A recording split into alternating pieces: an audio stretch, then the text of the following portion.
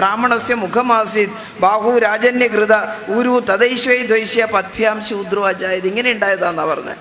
തലേന്നുണ്ടായിട്ടുള്ള ബ്രാഹ്മണനാണ് സ്വത്തും ബുദ്ധിയും ഒക്കെ കൊടുക്കേണ്ടത്, ഇല്ലേ? ക്ഷത്രിയന് യുദ്ധം ചെയ്യാം, വൈശ്യന് കച്ചവടം നടത്താം, ശൂദ്രൻ പാദങ്ങളാണ്. അയാൾക്ക് പാടത്തും പറമ്പത്തും ഒക്കെ പണിയെടുത്ത് വല്ലതും ഉണ്ടാക്കിയിട്ട് അത് മുഴുവൻ ഈ തമ്പരാക്കന്മാരുടെ പത്തായത്തിൽ നിറച്ചു കൊടുത്ത് അവരുടെ വയറ് നിറക്കാം, എന്നിട്ട് പണിയെടുത്താക്ക് പട്ടിണി കിടക്കാം. ഇതാണ് ചാതുർവർണ്ണ്യം. ആ ചാതുർവർണ്ണ്യം തിരിച്ചു കൊണ്ടുവരണമെന്ന് മനുസ്മൃതിയൊക്കെ അടിസ്ഥാനമാക്കിയിട്ട് ഇപ്പൊ BJP-ക്കാർ പറയുന്നതാണ് നമ്മുടെ കുഴപ്പം. നാട്ടിൽ വന്നിട്ട് അമ്മയെ പെങ്ങളെ സരോജിനി എടുത്തി നാരായണി എടുത്തി നാലമ്പലം കാണാൻ പോവാം എന്നെല്ലാം പറഞ്ഞ് വിളിക്കുമ്പോൾ ഇതിൻ്റെ ഈ അപായം നമ്മൾ മനസ്സിലാക്കുന്നില്ല, അല്ലേ? പൈസ തരണ്ട, വണ്ടി കയറി ഇരുന്നോളൂ, അമ്പലം കാണിക്കാന്ന് പറഞ്ഞാൽ ആർക്കാ ഇഷ്ടാവാതിരിക്കുക? നമുക്ക് ഇവരുടെ ശുപാർശയൊന്നും വേണ്ട അമ്പലം കാണാൻ. അങ്ങനെ പോയിട്ട് വരുമ്പം കഴുത്തിലൊരു മാലയുണ്ടാവും, ഒരു ബാഡ്ജ് ഉണ്ടാവും, പിന്നെ വാട്സാപ്പ് ഗ്രൂപ്പിൽ അവരുടെ ചില കാര്യങ്ങളൊക്കെ വരാൻ തുടങ്ങും. അങ്ങനെ മനുഷ്യന്മാരെ പിടിക്കാൻ പുറപ്പെട്ടിട്ടുണ്ട് കേട്ടോ. നമ്മളത് നല്ലോണം മനസ്സിലാക്കണം. എന്തിന്?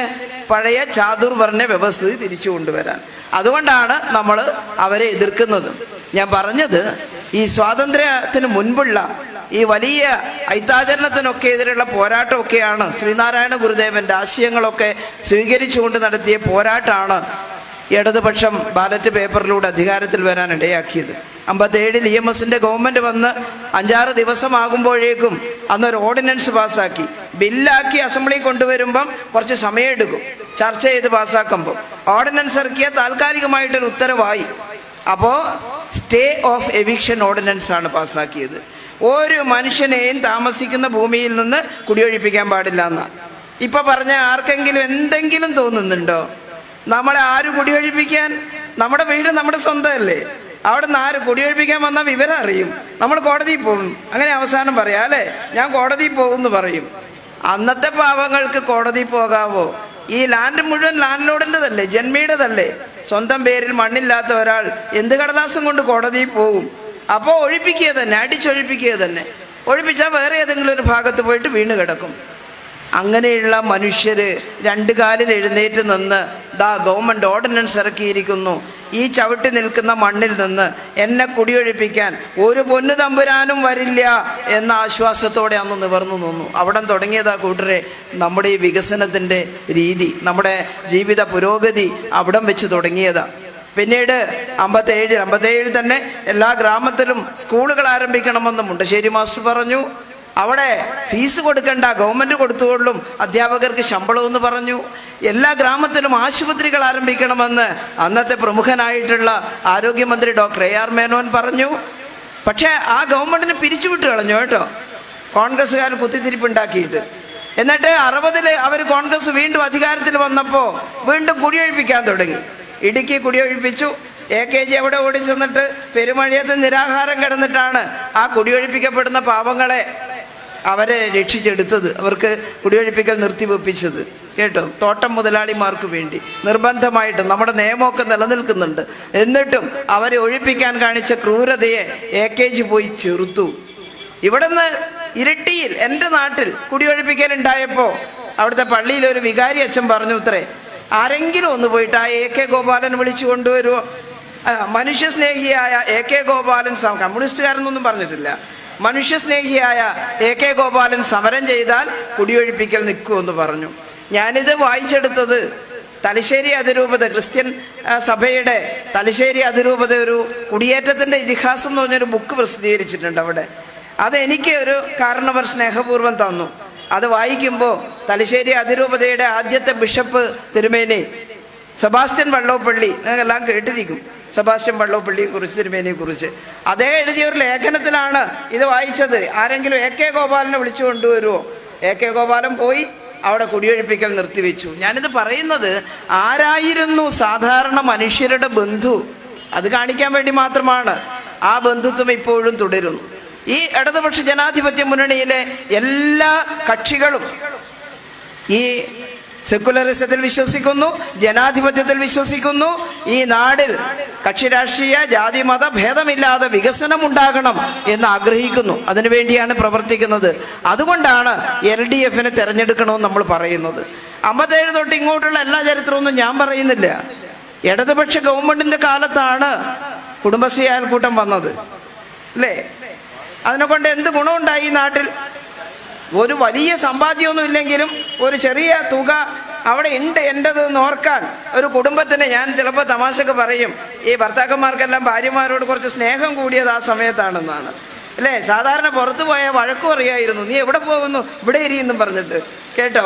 പക്ഷേ ഞായറാഴ്ച ഇപ്പോൾ ഭർത്താക്കന്മാർ ചോദിക്കാൻ തുടങ്ങിയിട്ടുണ്ട്, അല്ല കുടുംബശ്രീയുടെ മീറ്റിങ്ങിന് പോകുന്നില്ലേ? അത്രത്തോളം എത്തി കാര്യം. അപ്പോൾ എന്തെങ്കിലും മുട്ടിപ്പോകുമ്പോൾ ഒരു 2000 രൂപ അവിടെ നിന്ന് എടുത്ത് കൊണ്ടുവന്ന് തരുമോ എന്ന് ചോദിച്ചാൽ, ചേട്ടാ ഇവിടെ ഇരി, ഞാൻ ഇപ്പം പോയിട്ട് വരാമെന്ന് പറഞ്ഞ് അതിനുള്ള ഒരു സൗകര്യം അത് ചെറുതല്ല നമ്മുടെ കുടുംബ ബഡ്ജറ്റൊക്കെ ക്രമീകരിക്കുന്നതിൽ. ആ കുടുംബശ്രീക്ക് ഇത്തവണത്തെ ബഡ്ജറ്റിനകത്ത് നല്ല രീതിയിലുള്ള പരിഗണന കൊടുത്തിട്ടുണ്ട്. അതിനെ പൊളിക്കാൻ വേണ്ടി ജനശ്രീ കൊണ്ടുവന്നവരാണ് നമ്മുടെ UDF-കാർ. അവരെ തിരഞ്ഞെടുക്കാമോ? തിരഞ്ഞെടുപ്പ് വരുമ്പോൾ കുടുംബശ്രീയെ പൊളിക്കാൻ വേണ്ടിയാണ് ജനശ്രീ കൊണ്ടുവന്നത്. നല്ലത് നമ്മൾ എന്ത് കൊണ്ടുവന്നാലും അതിനെ പൊളിക്കാൻ UDF അധികാരത്തിൽ വന്നപ്പോഴൊക്കെ ശ്രമിച്ചിട്ടുണ്ട്. ഇനിയിപ്പം 10 കൊല്ലം അധികാരം കിട്ടാത്തതിൻ്റെ ആക്രാന്തത്തിൽ എങ്ങനെയും ഒരിക്കൽ അധികാരം കിട്ടുമെന്ന് വെച്ച് നടക്കുകയാണ്. വന്നാൽ നമ്മൾ ചെയ്ത നല്ല കാര്യമെല്ലാം പൊളിക്കും, ഉറപ്പാണ് ആ കാര്യം. നമ്മൾ ഈ കുടുംബശ്രീ മാത്രമല്ല, മാവേലി സ്റ്റോർ കൊണ്ടുവന്നു ഇടതുപക്ഷ ഗവൺമെൻറ്റിൻ്റെ കാലത്ത്. എന്തിനാ മാവേലി സ്റ്റോർ? പുറത്തെ മാർക്കറ്റിലുള്ള വിലയേക്കാൾ കുറച്ച് ചെറിയ വിലക്ക് നാട്ടുകാർക്ക് നമ്മൾ സബ്സിഡി കൊടുത്ത്, ഗവൺമെൻറ് സബ്സിഡി കൊടുത്ത് ഭക്ഷ്യവസ്തുക്കൾ എത്തിക്കാൻ വേണ്ടി തന്നെയാണ്. അതിനെ താർക്കാൻ വേണ്ടിയിട്ടാണ് വാമനൻ സ്റ്റോർ കൊണ്ടുവന്നത്. നല്ല പേരായി എന്തായാലും. മഹാബലിയെ പാതാളത്തിലേക്ക് ചവിട്ടി താഴ്ത്തിയ ആളാണ് വാമനൻ അല്ലേ? അപ്പോൾ മഹാബലിയെ കാത്തിരിക്കുക ആളുകൾ.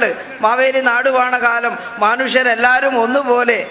നമ്മൾ ആ പാട്ട് പാടാറുണ്ടല്ലോ, എല്ലാവരും ജാതി മത ഭേദമില്ലാതെ ആമോദത്തോടെ വസിക്കുന്ന കാലമായിരുന്നു, ആപത്തില്ലാത്ത കാലമായിരുന്നു.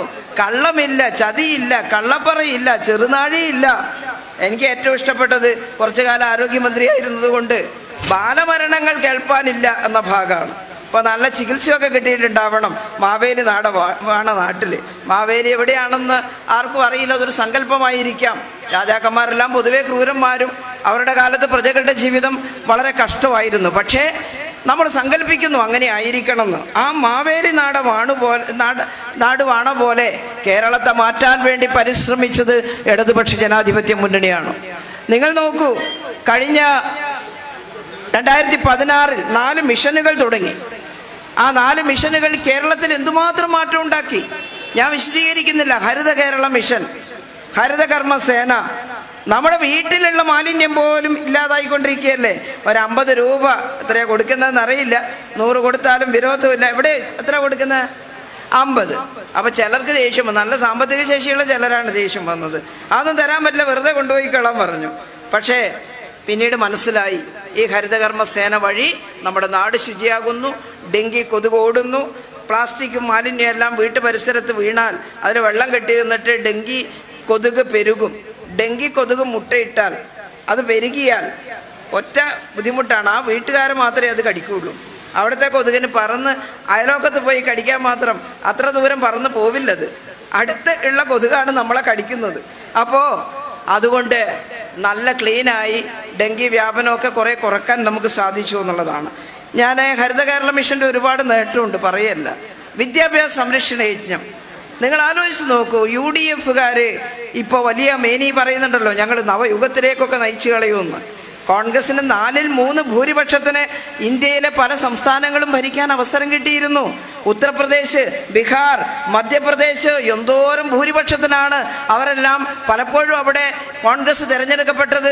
എന്ത് ചെയ്തു? 47 കഴിഞ്ഞിട്ട് 78 വർഷം കഴിഞ്ഞില്ലേ കൂട്ടരെ? ഈ കേരളത്തിലുണ്ടായിട്ടുള്ള മാറ്റം, നമ്മളെല്ലാം ഒരുപോലെ പട്ടിണിക്കാരായിരുന്നു 40കളിലും 50കളിലും. കൊടും പട്ടിണിയായിരുന്നു കേരളത്തിലും. പട്ടിണി സഹിച്ചുകൂടാഞ്ഞിട്ടാണല്ലോ ഇവിടുന്ന് കുറേ ആളുകൾ അവിടെ മലബാറിൽ ഇഷ്ടംപോലെ ഭൂമി കിടക്കുന്നു, അങ്ങോട്ട് പോയാൽ അധ്വാനിച്ച് ജീവിക്കാമെന്ന് പറഞ്ഞ് വന്നത്. 2 തരത്തിൽ വന്നിട്ടുണ്ട്. ചിലർ നല്ല പണവും കൊണ്ടുവന്ന് ധാരാളം ഭൂമി എടുത്തിട്ടുണ്ട്, ചിലർ തൂമ്പായും ഇതൊക്കെ മാത്രം പട്ടിയും ചട്ടിയും എന്നൊക്കെ പറഞ്ഞിട്ട് നമ്മൾ പറയും. ചട്ടിയും കുട്ടിയും ഒക്കെ ആയിട്ടാണ് വന്നതെന്ന് എഴുതിയിട്ടൊരു കുടിയേറ്റ കർഷകനൊരു പാട്ട് എഴുതിയിട്ടുണ്ട്, ബഹുരസമാണ്. ആ പാട്ടിനകത്ത് അതും ഈ കുടിയേറ്റത്തിൻ്റെ ഇതിഹാസം എന്ന് പറഞ്ഞ ബുക്ക് പറയുന്നത്, അപ്പന് മലബാർ എന്നത് കേട്ടാൽ അപ്പോഴേ കൊയിന വാങ്ങിയിടണമെന്നാണ്. കൊയിന എന്ന് പറഞ്ഞാൽ അന്നത്തെ പനിക്ക് കൊടുക്കുന്ന മരുന്നാ. മലബാർ എന്ന് കേട്ടാൽ, കാരണം മലമ്പനിയായിരുന്നു ഒന്ന് മലബാറിൽ. പക്ഷെ ആ മലമ്പനിയോട് മല്ലിട്ട് ഇവിടെ നിന്ന് വന്ന കർഷകർ ആ നാടിനെ പൊന്നാക്കിയിട്ട് മാറ്റി. ഞങ്ങളുടെ മലബാറിനെ ഇത്ര നല്ല കൃഷിയുടെ ഒക്കെ ആയി മാറ്റിയത് കുടിയേറ്റക്കാരാണ്. അവർ വന്ന് ഇത്തിരി മണ്ണുണ്ടെങ്കിൽ അവിടെയെല്ലാം കപ്പയിട്ടും ചേനയിട്ടും ഒക്കെ ആയിട്ട് നല്ല കാർഷിക ഭൂമിയാക്കിയിട്ട് മാറ്റിയിട്ടുണ്ട് എന്നുള്ളതാണ് യഥാർത്ഥ വസ്തുത. ഞാൻ പറയുന്നത് അന്ന് പട്ടിണി കിടന്ന ആ മനുഷ്യർ ഇന്ന് കേരളത്തിൽ പട്ടിണിയില്ലാതെ ജീവിക്കുന്നു. അന്ന് പട്ടിണി കിടന്ന മനുഷ്യർ ബീഹാറിൽ ഇപ്പോഴും പട്ടിണി കിടക്കുന്നു. ഈ കഴിഞ്ഞ ഹ്യൂമൻ റൈറ്റ്സ് വാച്ചിൻ്റെ ഒരു പ്രഖ്യാപനം വന്നപ്പോൾ, അവരുടെ ഒരു സർവേ റിസൾട്ട് വന്നപ്പോൾ 2022 ഇപ്പോൾ വീണ്ടും വന്നുകൊണ്ടേയിരിക്കുന്നുണ്ട്. അതുതന്നെയാണ്, ഒരേ റിസൾട്ടാണ്. ബീഹാറിലെ ജനങ്ങൾ പരിശോധിച്ചപ്പോൾ 30% കൊടും പട്ടിണിക്കാരാണ്. എന്ന് വെച്ചാൽ ഒരു ദിവസം ഒരു നേരം ആഹാരം കഴിക്കാൻ കഴിയാത്തവർ. ഉത്തർപ്രദേശിൽ 28% ഒരു ദിവസം ഒരു നേരം ആഹാരം കഴിക്കാൻ കഴിയാത്തവരാണ്. ആ റിസൾട്ട് കേരളത്തിൽ വന്നപ്പോൾ 0.7% 0.7 എന്ന് പറഞ്ഞാൽ 100 പേരെ എടുത്താൽ ഒരാൾ പോലും ഒരു നേരം ആഹാരം കഴിക്കാത്ത മനുഷ്യന്മാരില്ല. എന്നാൽ 100 പേരെ എടുത്താൽ 30 പേർക്കും ഒരു നേരം ആഹാരം കഴിക്കാനില്ല. നമ്മുടെ ശാസ്ത്ര സാഹിത്യ പരിഷത്തുകാർ ബീഹാറിൽ ഒരു സാംസ്കാരിക പ്രവർത്തനത്തിന് വേണ്ടി പോയി അവിടുത്തെ ഒരു ഗ്രാമത്തിൽ പോയപ്പോൾ അവിടെ എന്താ ഭക്ഷണം കഴിക്കുന്നത്, അവരുടെ മെനു എന്താണ് എന്ന് പരിശോധിക്കാൻ ഗ്രാമത്തിൽ പോയിരുന്നു. അവർ പറഞ്ഞത് രാവിലെ ജോലിക്ക് പോകുമ്പം ആഹാരമൊന്നുമില്ല, ഒരു ഗ്ലാസ് കട്ടൻ ചായ കഴിക്കും, പാലൊഴിക്കാത്ത ചായ കഴിക്കും, എന്നിട്ട് ജോലി ചെയ്യാൻ പോകും. ജോലി ചെയ്തിട്ട് ഉച്ചക്ക് ഒരു ഉണക്ക ചപ്പാത്തിയും ഒരു സവാളയും, കേട്ടില്ലേ, ഒരു ഉണക്ക ചപ്പാത്തിയും ഒരു സവാളയും. ചപ്പാത്തിയും ചിക്കൻ ഫ്രൈയും ഒന്നും കഴിക്കാൻ താല്പര്യമില്ലഞ്ഞിട്ടല്ല, ആ മനുഷ്യന്മാർക്ക് നമ്മുടെ പോലെയുള്ള വായും രുചിയൊക്കെയാണ്, വയറുമാണ്. പക്ഷെ കഴിക്കാനില്ലാത്തത് കൊണ്ട് ഈ കനലിലിട്ട് ചുട്ടെടുക്കുന്ന ഒരു ഉണക്ക ചപ്പാത്തിയും പച്ച ഉള്ളി സവാള അതൊന്ന് കഴിക്കുകയാണ് അവർ. എങ്ങനെ ജോലി ചെയ്യും കൂട്ടരെ? ഗ്രാമത്തിലെ സ്ഥിതി ഇപ്പോഴും അതേ ദാരിദ്ര്യമാണെന്നാണ് ഇപ്പൊ കണക്കാക്കിയിരിക്കുന്നത്. കേരളം എങ്ങനെ മാറി? കേരളത്തിലെ മാറ്റത്തിൽ കോൺഗ്രസിന് പങ്കുണ്ടെങ്കിൽ അവർക്ക് ദീർഘകാലം ഭരിക്കാൻ അവസരം കിട്ടിയ ബീഹാറിലും ഉത്തർപ്രദേശിലും അവിടുത്തെ ഭൂപരിഷ്കരണം നടത്തി ഈ 10,000-കണക്കിന് ഏക്കർ ഭൂമിയുള്ള ഭൂസ്വാമിമാരിൽ നിന്ന് ഒരു തുണ്ട് മണ്ണ് ഈ പാവപ്പെട്ടവർക്ക് കുടികടക്കാൻ കൊടുത്തിരുന്നെങ്കിൽ അവരുടെ സ്ഥിതി ഇങ്ങനെ ആകുമായിരുന്നോ? എന്നിട്ട് ഇപ്പോ കോൺഗ്രസിന്റെ ഏട്ടൻ നരേന്ദ്രമോദി, ചേട്ടൻ ഭാവി അനിയൻ ഭാവിയാണ്. ഒരു കൂട്ടർക്ക് കുറച്ച് വർഗീയത കൂടുതൽ പറയുന്നു എന്നുള്ളത് മാത്രമേ വ്യത്യാസമുള്ളൂ. ഭരണനയെല്ലാം ഒരുപോലെയാണ്. എന്നിട്ട് BJPയുടെ നരേന്ദ്രമോദി പറയാണ് ഇപ്പൊ ലോകത്തിലെ 5ാമത്തെ ശക്തിയാണ്, ഇനിയിപ്പോ ലോകത്തിലെ 3ാമത്തെ ശക്തിയായിട്ട് ഇന്ത്യയെ മാറ്റും.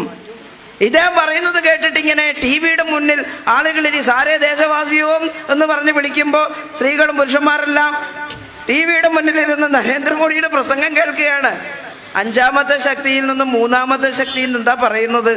ലോകത്തിലെ 10 സഹസ്ര കോടീശ്വരന്മാരെ, കോർപ്പറേറ്റ് മുതലാളിമാരെ എടുത്താൽ 2-3 ആള് ഇന്ത്യയിലുള്ളവരുണ്ടാകും. അതുകൊണ്ട് ഇന്ത്യ സമ്പന്നയായി എന്നാണോ? ഇന്ത്യ ശക്തിയായി എന്നാണോ?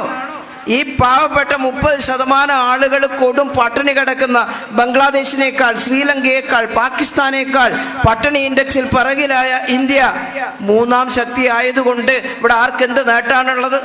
ഇടതുപക്ഷ ജനാധിപത്യ മുന്നണി കാണുന്നത് ഒരു സംസ്ഥാനത്തിനോ രാജ്യത്തിനോ നേട്ടമുണ്ടാകുമ്പോൾ അതിലെ സാധാരണക്കാരായ ആളുകളുടെ ജീവിതത്തിൽ മെച്ചമുണ്ടാകണമെന്നാണ്. വിശദീകരിക്കേണ്ടതില്ല. അത് വെച്ചിട്ടാണ് നമ്മുടെ ആസൂത്രണം. ആ ആസൂത്രണത്തിന്റെ ഭാഗമായിട്ടാണ് നമുക്കിന്ന് ഇങ്ങനെ ജീവിക്കാനുള്ള ഒരു മാർഗം ഉണ്ടായിട്ടുള്ളത് എന്ന് ജനങ്ങൾ മറന്നു പോകരുത്. മറന്നുപോയാൽ ഉത്തർപ്രദേശിന്റെയും ബീഹാറിന്റെയും സ്ഥിതി വരാൻ നമുക്കധികം സമയമൊന്നും വേണ്ടി വരില്ല. ഈ ചിട്ടപ്പെടുത്തി വെച്ച ജീവിതത്തെ സുസ്ഥിരമാക്കണം. സഖാവ് പിണറായി പറഞ്ഞത് അതാണ്. ജീവിതത്തിനൊരു ചിട്ടയുണ്ടായി, പക്ഷേ ആധുനിക സൗകര്യങ്ങൾ ഈ പാവപ്പെട്ട മനുഷ്യരിലേക്ക് എത്തിക്കണം. വിദ്യാഭ്യാസ സംരക്ഷണ യജ്ഞം തുടങ്ങിയിട്ട് പറഞ്ഞു സ്കൂൾ കെട്ടിടങ്ങൾ മനോഹരമാകണം, സാധാരണക്കാരുടെ കുട്ടികൾ പഠിക്കുന്നത്. ആർദ്രം മിഷൻ തുടങ്ങിയിട്ട് പറഞ്ഞു ആശുപത്രികൾ സുന്ദരമാകണം, നല്ല ഹൈടെക് ആകണം, ജനങ്ങൾക്ക് എല്ലാ ചികിത്സയും ഗവൺമെന്റ് ആശുപത്രി കിട്ടണം.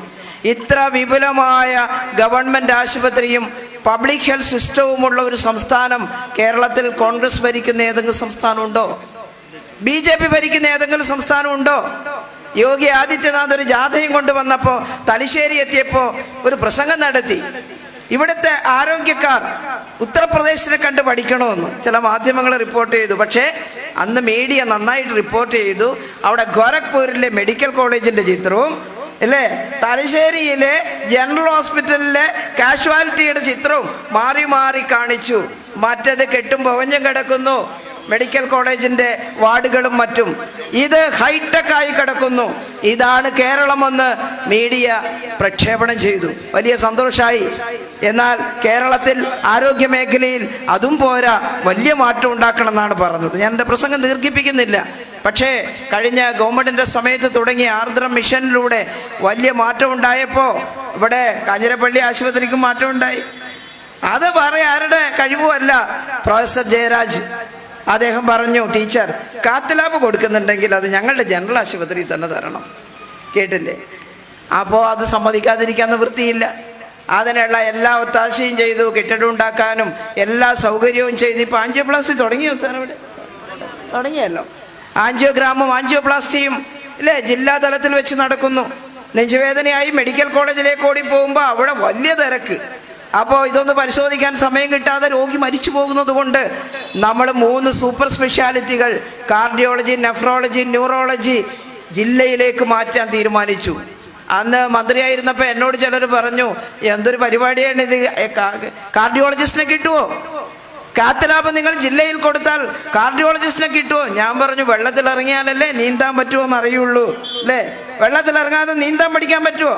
ഇല്ലല്ലോ. ധൈര്യമായിട്ട് അങ്ങോട്ട് ഇറങ്ങുക, നീന്താം. ഞാനത് ഒരിടത്ത് ആദ്യമായിട്ട് പറഞ്ഞപ്പോൾ IMAയുടെ ഒരു ഡോക്ടർ എന്നോട് പറഞ്ഞു, മാഡം ഭയപ്പെടണ്ട, അഥവാ കാത്ത് ലാബ് ഇൻസ്റ്റാൾ ചെയ്തിട്ട് കാർഡിയോളജിസ്റ്റിനെ കിട്ടിയില്ലെങ്കിൽ ആഴ്ചയിൽ ഒരിക്കൽ IMA ഒരു ഡോക്ടറെ അവിടെ അയക്കാം സൗജന്യമായിട്ട് ആൻജിയോഗ്രാം ചെയ്യാൻ. മെഷീൻ തുരുമ്പെടുത്ത് പോവില്ലല്ലോ. അപ്പൊ പറഞ്ഞു, സന്തോഷം, സ്വീകരിച്ചു. പക്ഷേ ആരും അയക്കേണ്ടി വന്നില്ല. കേരള ഗവൺമെന്റ് തന്നെ ഈ കാത്ത് ലാബുള്ള ആശുപത്രികളിൽ കാർഡിയോളജിസ്റ്റുകളെ പോസ്റ്റ് ചെയ്തു. ഇപ്പോ ജില്ലാ തലത്തിൽ ആൻജിയോഗ്രാം നടക്കുന്നു. സ്ട്രെസ്, സ്ട്രോക്ക് ഇതൊക്കെയാണ് പിന്നെയുള്ള കാര്യങ്ങൾ. സ്ട്രോക്ക് വന്നാൽ പെട്ടെന്ന് റിസ്റ്റേറ്റ് ചെയ്തിട്ടില്ലെങ്കിൽ പാരാലിസിസ് വരും, തളർന്നു പോകും ഒരു ഭാഗം. എന്നാൽ ആദ്യത്തെ 1 മണിക്കൂറിൽ റിസ്റ്റേറ്റ് ചെയ്താൽ രോഗി ജീവിക്കും. അതിനുവേണ്ടി ജില്ലാ ആശുപത്രികളിൽ സ്ട്രോക്ക് യൂണിറ്റ് തുടങ്ങി. എനിക്ക് ഓർമ്മയുണ്ട്, ആദ്യത്തെ സ്ട്രോക്ക് യൂണിറ്റ് തുടങ്ങിയത് ഇന്നത്തെ ആരോഗ്യമന്ത്രിയായിട്ടുള്ള ബഹുമാന്യായിട്ടുള്ള വീണ ജോർജിന്റെ ആറന്മുള മണ്ഡലത്തിലെ ജില്ലാ ആശുപത്രിയിലാണ്. വീണ പറഞ്ഞു അവിടെ തുടങ്ങണം എന്ന് പറഞ്ഞു. തുടങ്ങി. ആയിരക്കണക്കിന് ആളുകളെ ഈ 10 വർഷത്തിനിടയിൽ അവിടെ ജീവൻ രക്ഷിക്കാൻ സാധിച്ചു. പാരാലിസിസ് വന്ന് തളർന്നു പോകുന്നത് ഒഴിവാക്കാൻ സാധിച്ചു എന്നുള്ളതാണ് ആരോഗ്യ മേഖലയിലൊക്കെ ഉണ്ടാക്കിയിട്ടുള്ള നേട്ടം. കഴിഞ്ഞ 10 വർഷക്കാലത്തെ ഇതാ ഇപ്പൊ 2ാം പിണറായി സർക്കാർ വന്നപ്പോ ഓർഗൻ ട്രാൻസ്പ്ലാന്റിന് മാത്രമായിട്ട് ഒരാശുപത്രി ഉണ്ടാക്കുന്നു സർക്കാർ മേഖലയിൽ. കരളും വൃക്കയും ഒക്കെ മാറ്റിവെക്കാൻ. ഞാനിതെല്ലാം വിശദീകരിക്കുകയല്ല. എല്ലാ വകുപ്പിലും ഒരുപാട് കാര്യങ്ങൾ ചെയ്തിട്ടുണ്ട്. നമ്മൾ എല്ലാ മേഖലയും രക്ഷപ്പെടുത്തി ജനങ്ങൾക്ക് വേണ്ടി ആധുനിക സൗകര്യങ്ങൾ സന്നിവേശിപ്പിച്ചുകൊണ്ടേയിരിക്കുകയാണ്. ഇനി ഒരു ആഗ്രഹം കൂടിയാണ് ഇടതുപക്ഷ ജനാധിപത്യ മുന്നണി പറഞ്ഞത്. വിജ്ഞാന കേരളം എന്ന് കേട്ടിരിക്കും നിങ്ങൾ. നമ്മുടെ കുട്ടികൾക്ക് ജോലിയില്ല, പഠിച്ച് പാസ്സായി വരുമ്പോൾ കുറച്ച് പേർക്കേ കിട്ടുന്നുള്ളൂ. എല്ലാവർക്കും PSC വഴി തസ്തിക സൃഷ്ടിച്ച് ഗവൺമെന്റ് സൃഷ്ടിച്ച് PSC വഴി നിയമനം കൊടുക്കണമെന്ന് ആഗ്രഹമില്ലാഞ്ഞിട്ടല്ല, പക്ഷേ നമുക്കതിന് സാധിക്കുന്നില്ല. എന്താണെന്നറിയോ? ആവശ്യമുള്ള തസ്തികയിൽ പോലും പുതിയ തസ്തികയിൽ നിയമിച്ച അടുത്ത മാസം ശമ്പളം കൊടുക്കണ്ടേ? ശമ്പളം കൊടുക്കണം. അപ്പൊ നമ്മുടെ റവന്യൂ ചെലവ് കൂടും. റവന്യൂ ചെലവ് 1 ഇഞ്ച് കൂടിയാൽ കേന്ദ്രത്തിൽ നിന്ന് പിടിവരികയാണ്. നിങ്ങളുടെ റവന്യൂ ചെലവ് കുറക്കണം. റവന്യൂ കമ്മി കുറച്ചില്ലെങ്കിൽ ഇപ്പൊ തരുന്ന പദ്ധതി വിഹിതവും തരില്ല എന്നാ. ആ പദ്ധതി വിഹിതം കിട്ടാതെ നമ്മളെങ്ങനെയാണ് സംസ്ഥാന ഭരണം നടത്തുക?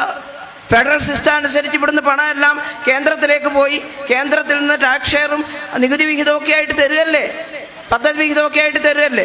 അതിൽ കേരളത്തോട് കാണിക്കുന്ന കടുത്ത അവഗണന, അതിനെതിരെ ശക്തമായിട്ടുള്ള സമരം നമ്മൾ നയിക്കേണ്ടതായിട്ട് വരും.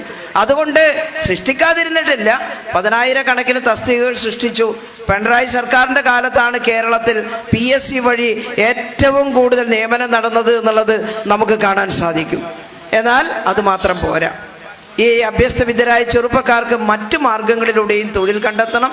കേരളത്തിൻ്റെ തനതായ വരുമാനം വർദ്ധിക്കുകയും വേണം. അതിനാണ് നല്ല ബ്രെയിനുള്ള ആളുകളെ ബ്രെയിൻ ഡ്രെയിൻ എന്ന് പറയിപ്പിക്കാതെ വെളിയിലേക്ക് പോകുന്നതിന് പകരം ഇവിടെ തങ്ങി ഇവിടെ സംരംഭങ്ങൾ ആരംഭിച്ച് ഇവിടെ കമ്പനികളെ കൊണ്ടുവന്ന് ആ കമ്പനികളിൽ ഉദ്യോഗസ്ഥന്മാരാക്കി അവരെ ഇവിടെ ഉപയോഗപ്പെടുത്താനും അവർക്ക് കേരളത്തിൽ ജീവിതം ഉണ്ടാക്കി കൊടുക്കാനും ആഗ്രഹിക്കുന്ന പദ്ധതിയാണ് വിജ്ഞാന കേരളം പദ്ധതി. ആഗ്രഹമല്ല, അത് തുടങ്ങിക്കഴിഞ്ഞു. അതിൻ്റെ റിക്രൂട്ട്മെൻറ്റൊക്കെ തുടങ്ങിക്കഴിഞ്ഞു അതിനുള്ള വിദഗ്ധരുടെ. അപ്പോൾ അത് വന്നാൽ, അടുത്ത ഗവൺമെൻറ് വന്നാൽ ഏറ്റവും പ്രധാനമായിട്ട് ഇതാണ്, ഓരോ കുടുംബത്തിനും സുരക്ഷിതത്വം ലഭിക്കുന്ന രീതിയിൽ ഈ പരിപാടി മുന്നോട്ട് കൊണ്ടുപോകാൻ നമുക്ക് സാധിക്കും. ഞാൻ ഒട്ടും ദീർഘിപ്പിക്കുന്നില്ല. ഈ ഗവൺമെൻറ് നിലനിന്നാലേ നമുക്ക് രക്ഷയുള്ളൂ. എല്ലാവരെയും സഹായിച്ചു. പെൻഷൻ 2000 ആയിട്ട് സന്തോഷമില്ലേ? അപ്പോൾ മറ്റേ കുശുംബന്മാർ പറയാണ് 2000 ആക്കിയിട്ടുള്ളൂ എന്ന്. UDF കേട്ടാ തോന്നും ഓരുള്ള സമയത്ത് 4000 ആയിരുന്നു, ഇപ്പം നമ്മൾ 2000 ആക്കിയതാണെന്ന്. ആണോ? 5 പൈസ വർദ്ധിപ്പിച്ചിട്ടാണ് പറഞ്ഞിരുന്നെങ്കിൽ നമുക്ക് അംഗീകരിക്കാം.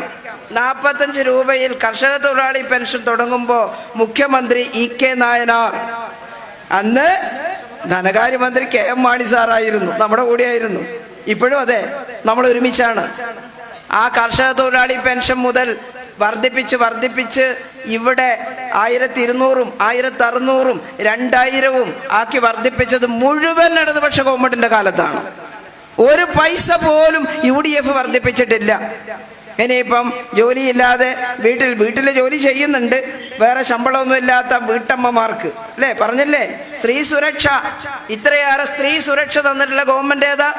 സ്ത്രീകൾക്കും കുട്ടികൾക്കും ഒരു പ്രത്യേക വകുപ്പ് തന്നെ രൂപീകരിച്ചത് പിണറായി സർക്കാരിന്റെ കാലത്താണ്. ഞാൻ അന്ന് വനിതാ ശിശു വികസന വകുപ്പ് മന്ത്രിയും കൂടിയായിരുന്നു. മഹാഭാഗ്യമായി. കാരണം മഹിളാ അസോസിയേഷനിൽ പ്രവർത്തകയായിട്ടുള്ള എനിക്ക് കേരളത്തിൽ ആദ്യമായിട്ട് വനിതാ ശിശു വകുപ്പ് രൂപീകരിക്കുമ്പോൾ അതിൻ്റെ ഉത്തരവാദിത്തം ഏൽക്കാൻ കഴിഞ്ഞു എന്നുള്ളതിൽ അഭിമാനമുണ്ട്. ആ വകുപ്പ് രൂപീകരിച്ചതിന് ശേഷം ഒരുപാട് കാര്യങ്ങൾ സ്ത്രീകൾക്ക് വേണ്ടി കൊണ്ടുവരാൻ സാധിച്ചിട്ടുണ്ട്. സ്ത്രീ സുരക്ഷയുടെ ഭാഗമായിട്ട് ഇപ്പോൾ അപേക്ഷ കൊടുക്കാൻ തുടങ്ങി. 18 ലക്ഷത്തോളം അപേക്ഷ വന്നു. 35 വയസ്സിനും 60 വയസ്സിനും ഇടയിലുള്ള സ്ത്രീകൾക്ക്, മറ്റ് പെൻഷൻ കിട്ടാത്തവർക്ക്, ഇപ്പൊ തീരെ വരുമാനം കുറഞ്ഞവർക്കാണ്. അത് നമ്മൾ കൊടുത്തിക്കട്ടെ. എന്നിട്ട് ചിലർ പറയുന്നത് ഞങ്ങൾക്കും വരുമാനമൊന്നും ഇല്ല, നമുക്ക് നോക്കാം, LDF വരട്ടെ എന്ന്. നമ്മൾ ഈ പരീക്ഷണം നടത്തിയാൽ ആരെയും കേവല ദാരിദ്ര്യം അവസാനിപ്പിക്കാനാണല്ലോ അടുത്ത ഗവൺമെന്റ് വരുമ്പോൾ നമ്മൾ പരിശ്രമിക്കുന്നത്. അതുകൊണ്ട് നമ്മൾ ഈ നാട്ടിലെ മുഴുവൻ ആളെയും ചെന്ന് കണ്ട് പറഞ്ഞോണം. ഇവിടെ ഇരുന്ന് നമ്മൾ പറയും കേൾക്കും ചെയ്താൽ പോരാ, നുണ പറഞ്ഞ് തെറ്റിദ്ധരിപ്പിക്കുന്നുണ്ട് ജനങ്ങളെ അല്ലേ. ഒരു പാവപ്പെട്ട ഒരു വീട്ടിൽ, ഞാനൊരു മുസ്ലിം വീട്ടിൽ ഈ ഗൃഹസന്ദർശനത്തിൻ്റെ ഭാഗമായിട്ട് കയറിയപ്പോൾ അവിടുത്തെ ഒരു സഹോദരി അവർ പറഞ്ഞു, എല്ലാം ശരി തന്നെ ടീച്ചറെ, നിങ്ങളാ വെള്ളാപ്പള്ളീനെ വണ്ടി കയറ്റിയിട്ടില്ലേ എന്നാ ചോദിച്ചത്. ഞാൻ വിചാരിച്ചു ഞാൻ ചോദിച്ചു ആരാ വെള്ളാപ്പള്ളി? അപ്പോൾ അവർക്കാകെ ബേജാറല്ല, എനിക്കറിയില്ല ആരാന്നറിയാത്ത ആരെങ്കിലും വണ്ടി കയറ്റിയതിന് നിങ്ങളോട് ആരാ ഇത് പറഞ്ഞത്? ഇവിടെ പിന്നെ അവർ പറഞ്ഞു, ഇന്ന ആളൊക്കെ വന്നിട്ട് പറഞ്ഞു. ഞാൻ പറഞ്ഞു എൻ്റെ പൊന്നു സുഹൃത്തെ അല്ലേ, ആ മഹാസംഗമത്തിന് പോകുമ്പം വണ്ടിയെല്ലാം അങ്ങ് മേലെ കയറ്റാൻ പറ്റില്ല. അയ്യപ്പ സംഗമത്തിന് അവിടെ കുറച്ച് താഴെ എല്ലാവരുടെ വണ്ടി നിർത്തി CM-ന്റെ വണ്ടി മാത്രം, മറ്റു സുരക്ഷാ കാര്യമൊക്കെ ഉണ്ടല്ലോ, അങ്ങോട്ട് കടത്തി വിടാൻ തീരുമാനിച്ചപ്പോൾ 200 മീറ്ററിൻ്റെ വ്യത്യാസമുള്ളൂ എന്ന്. അങ്ങനെ പോകുമ്പോഴാണ് വെള്ളാപ്പള്ളി വണ്ടി നിർത്തിയിട്ട് ഇറങ്ങിയിട്ട് നടക്കുന്നു. നല്ല തടിയൊക്കെയുള്ള മനുഷ്യനാണ് എന്തായാലും. അപ്പൊ അദ്ദേഹത്തെ പോലെ ഒരാൾ നടന്നു പോകുമ്പോൾ ആരായാലും ഒന്ന് വരുന്നോന്ന് ചോദിക്കില്ലേ? CM ചോദിച്ചു, നടക്കണ്ട, ഇത് കയറിക്കോളൂ. കയറി അവിടെ എത്തി. എന്താ ആർക്കെന്ത് കുഴപ്പം പറ്റി കൂട്ടരെ? ഇതാണ് പ്രചരിപ്പിക്കുന്നത്. ഒരു വേള വിശ്വസിക്കില്ലേ മനുഷ്യർ ഈ നുണപ്രചരണം? അപ്പൊ കണ്ണും കാതും തുറന്നിരിക്കണം. നുണപ്രചരണത്തെ നേരിടാൻ നമുക്ക് നമ്മുടെ നാക്കേ ഉള്ളൂ. വലിയ മാധ്യമങ്ങളൊന്നും നമ്മളെ സഹായിക്കില്ല. അപ്പൊ എല്ലാ വീടുകളിലും ചെല്ലുക, ഇടതുപക്ഷം ചെയ്തത് മുഴുവൻ പറയുക, അവർക്ക് കിട്ടേണ്ടുന്ന എന്തെങ്കിലും ആനുകൂല്യങ്ങൾ നിഷേധിക്കപ്പെട്ടിട്ടുണ്ടെങ്കിൽ ക്ഷമയോടെ കേൾക്കുക, അത് ശ്രദ്ധയിൽപ്പെടുത്തുക. നമുക്ക് ജനങ്ങളുടെ കൂടെ നിൽക്കാം. ഇനിയും അല്ലേ, എല്ലാ വിഷമങ്ങളും തീർത്ത് കൂടുതൽ മെച്ചപ്പെട്ട ജീവിതാവസ്ഥയിലേക്ക് എത്തിച്ചേരാം. അതിനാണ് ഈ ജാഥ ജനങ്ങളുടെ ഇടയിലൂടെ സഞ്ചരിക്കുന്നത്.